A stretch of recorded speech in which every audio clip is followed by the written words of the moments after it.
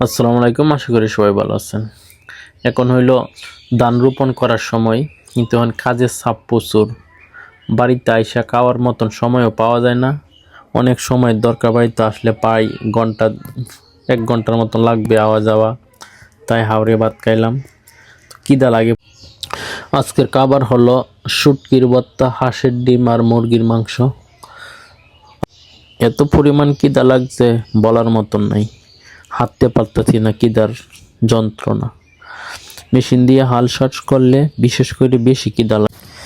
যারা কৃষি কাজ করে, বিশেষ করে এই সময় ধান রোপণের সময় হালকা পাতলা অনেকেই হাওড়ে ভাত খায়। আগে অনেক মানুষই খাইতো, এখনের যুগে বর্তমানে এখন হাওড়ে কেউ ভাত খায় না, হঠাৎ করে খাওয়া হয়, সব সময় কেউ খায় না। আগে অ্যাভেলেবেল মানুষ সবাই হাওড়ে ভাত খাইতো। ছোটো সময় দেখতাম যে খাইতে হয়েছে, ক্যামেরাম্যানকে একটা ডিম দিলাম।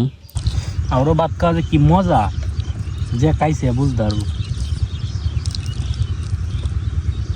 সেই স্বাদ।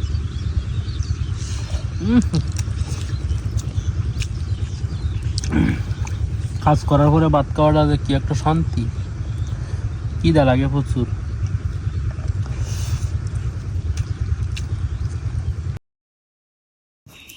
যারা কৃষি কাজকে ভালোবাসেন তারা একটা লাইক, কমেন্ট, শেয়ার করে দিবেন। আশা করি যারা কৃষককে ভালোবাসেন তাদের উদ্দেশ্য ভিডিওটা করা। আর যাদের ভালো না লাগে আপনারা ভিডিও নাও দেখতে পারেন, সমস্যা নেই।